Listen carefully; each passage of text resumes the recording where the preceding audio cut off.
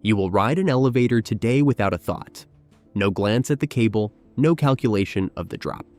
That trust was earned in 1854 when a broke mechanic in his early 40s stood on a platform above a New York crowd and ordered his assistant to cut the only rope holding him up.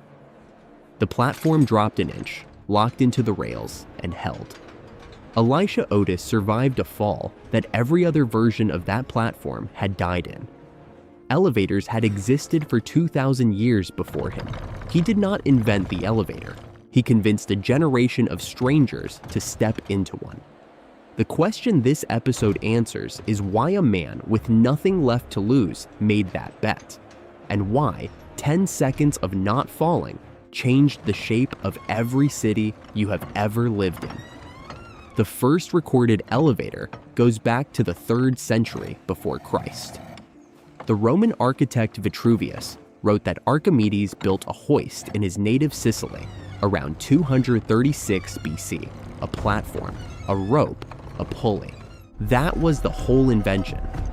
A few hundred years later, the Colosseum was using the same basic machine, hemp rope, wooden platform, animal or human muscle pulling from above, to lift lions and condemned men into the arena.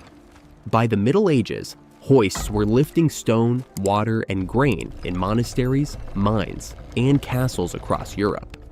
The technology never really changed. Hemp rope, wrapped around a drum or passed over a pulley, then hitched to whatever you wanted to move. The problem was never the lift. The problem was the snap. Every few years, somewhere, a rope failed. The platform fell. The cargo, the livestock, the worker. Gone. Rope is a textile. It frays, it rots, it stretches, it parts under load. For 2,000 years, no one had solved that because no one had to.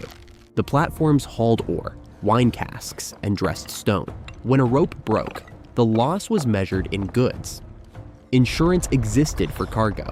Insurance did not exist for a human body falling 50 feet onto a cellar floor. And that is why, for 20 centuries, the rule was simple. The elevator was for things that could be replaced, not for people, not for you. Every passenger who considered stepping onto a suspended platform was making a bet the machine could not guarantee. The engineer could calculate the load. The engineer could not guarantee the rope, but the fear of the rope was only half of it. There was a second problem no one talked about because it was built into the shape of every building on Earth. Before the elevator, the higher you climbed, the worse your apartment got. The top floor of a 6-story walk-up was the cheapest unit in the building. Damp from the roof, hot in summer, cold in winter, full of rats from the attic.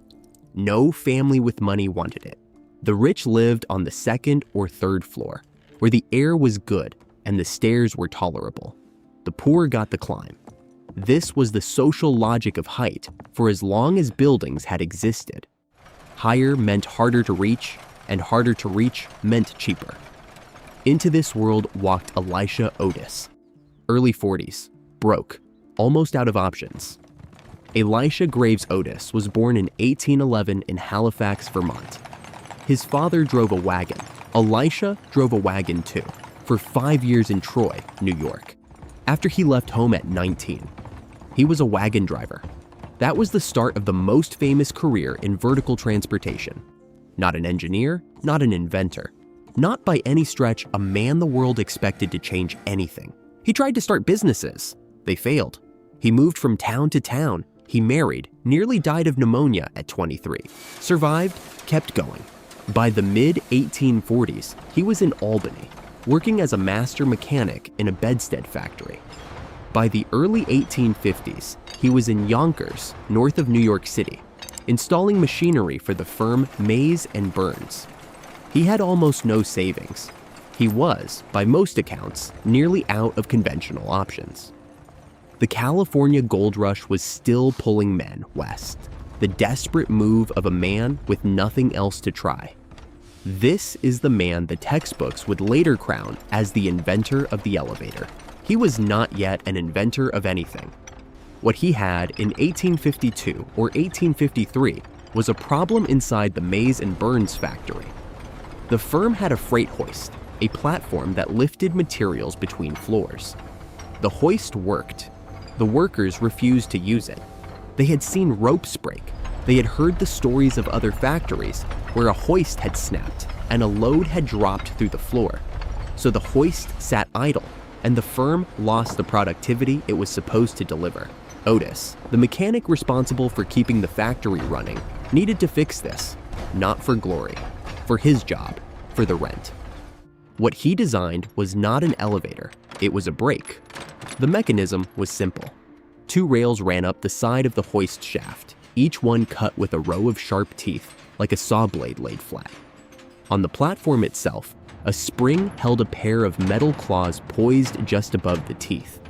As long as the rope was taut, the claws were held back, away from the rails. The platform rose and fell normally.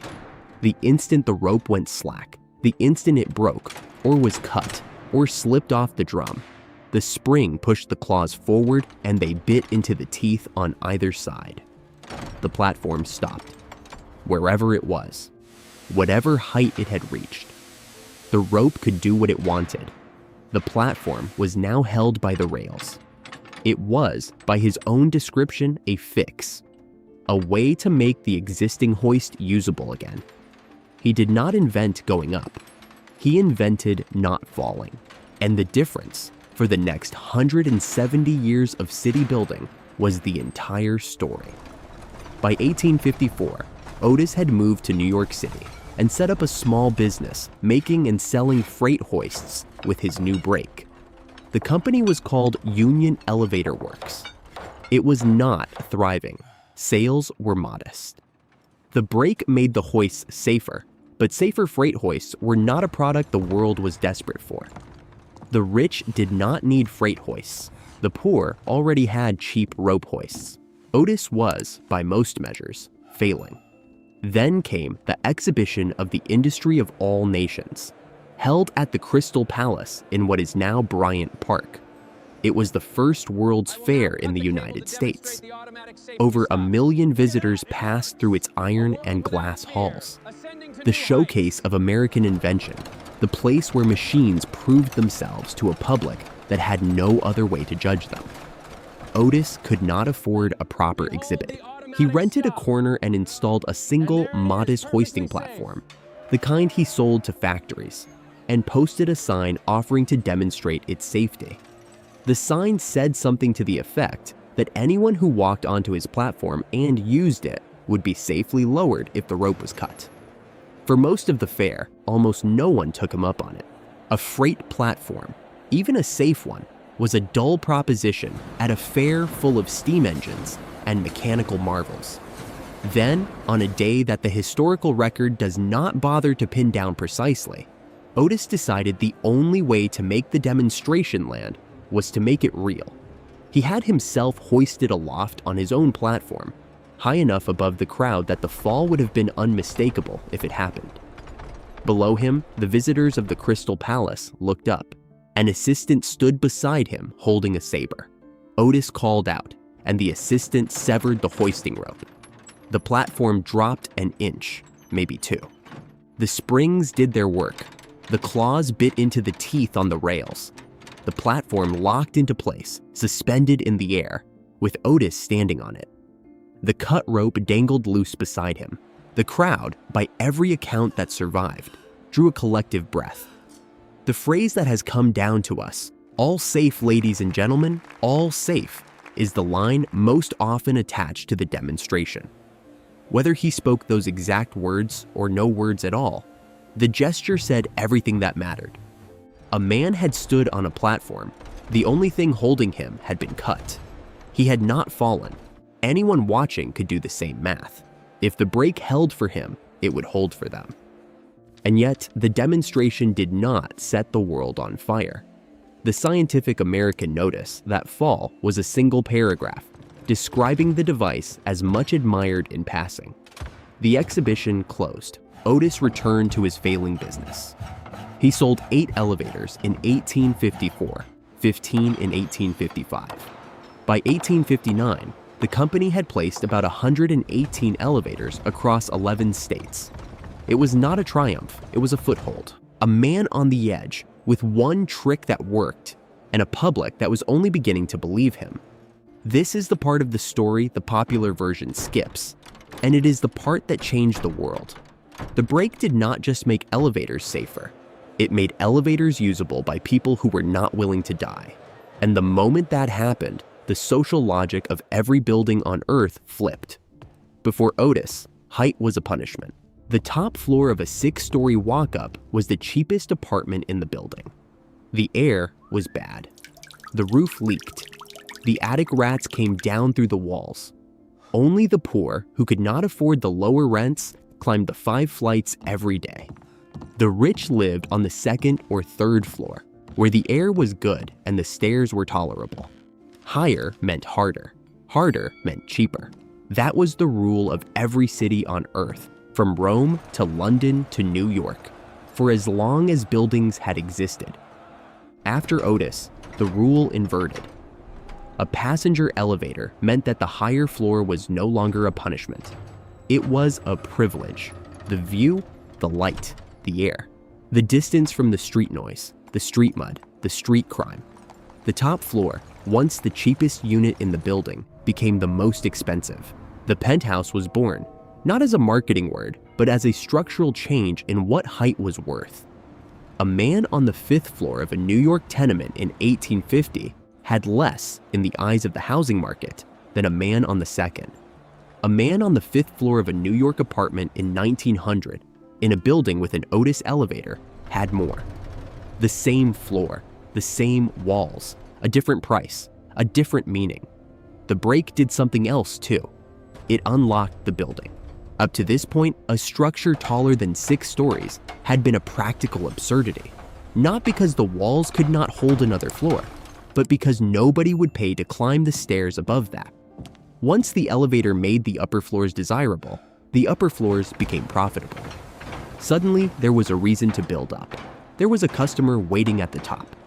All that was missing was a material strong enough to hold the weight. 2 years after the Crystal Palace demonstration, Henry Bessemer patented a process for making steel in bulk, cheaply. With the safety elevator and mass-produced steel, the vertical city was no longer a fantasy. The first building that fully used both was the Home Insurance Building in Chicago, completed in 1885. 10 stories, designed by William LeBaron Jenney. Its steel frame carried the load. Its Otis elevator carried the tenants. The skyscraper was not invented in one place. It was assembled in pieces by people who never met each other. But the piece that mattered most, the piece that made anyone willing to live and work above the 6th floor, was the spring-loaded brake that Elisha Otis had built in a Yonkers factory to keep his own workers from getting killed. Otis did not sell an elevator. He sold the vertical city. He sold, 10 seconds at a time, the permission to build upward. The first commercial passenger elevator in the United States was installed at E.V. Hofwout and Company, a department store on Broadway in Lower Manhattan, on March 23, 1857. It was, by the standards of a modern elevator, crude. An open platform, exposed rails, a slow mechanical hum. But it carried paying customers, including Mary Todd Lincoln by some accounts, between the 5 floors of the cast iron storefront. It was the moment vertical trust became a commodity. A stranger paid a fare, stepped onto a moving platform, and expected to arrive at the next floor alive. No one had to be convinced. The brake did the convincing for them, every trip in silence. By the 1870s, the open platform was being replaced by the enclosed cabin. By the 1880s, electric motors were replacing steam.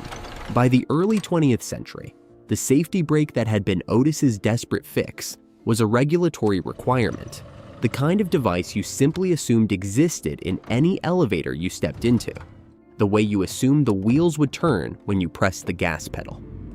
That is the strange thing about the trust Otis made possible. It has become invisible. You do not check the brake, you do not check the cable. You do not check the counterweight, the pulleys, the dozens of redundant safety systems that modern code requires.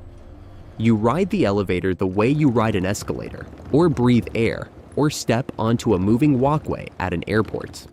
The mechanism is there. The mechanism is extraordinary. The mechanism was the work of a man who had no money, no reputation, and no plan beyond not dying on a platform above a crowd. But you will never think about it. That is the point. That is what success looks like when it is total. A device so reliable it has disappeared from consciousness. A machine invented by a broke mechanic in Yonkers, demonstrated in a moment of desperation in Manhattan, and now carrying billions of people a day without anyone pausing to wonder whether the rope will hold. So the next time the elevator doors close and the cabin begins to move, you are riding inside a decision that was made in 1854. A broke wagon driver's son, standing on a platform above a New York crowd with one rope holding him up, and no good reason to believe it would still be holding him a minute later. That man made a bet that the rest of the world could ride inside his idea. The brake held. The platform dropped an inch. The crowd drew a breath. And the trust you extend every morning without thinking to a metal box on a cable is the same trust that began as 10 seconds of suspension above a fair in Bryant Park. What Otis sold that day was not the elevator. Elevators had been around for 2,000 years, and they would still be around if he had never existed. What he sold was the moment a stranger stops being afraid to step into a suspended box. He sold the silence inside the elevator car, the hum, the floor number ticking upward, the doors opening on the floor you asked for. He sold in a single demonstration the absence of doubt. And that absence is the most extraordinary thing in your building. You just do not notice it. You will not notice it tomorrow either. You will step in, look at your phone, ride 30 floors, step out, and never once calculate the drop. That blindness is not stupidity. That blindness is the inheritance of a man who, with nothing left to lose, let an assistant cut the only thing holding him up, and proved that the falling could stop. The elevator is invisible to you. That invisibility is the monument.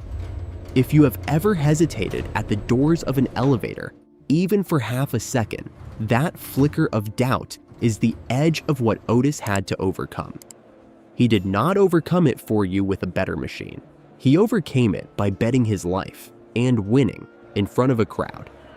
The next time you ride without thinking, you can remember that this thoughtless act was earned by a man who had nothing left to lose. Subscribe for more origin stories like this one, the small devices and forgotten people that quietly built the world you live in. New episodes every day.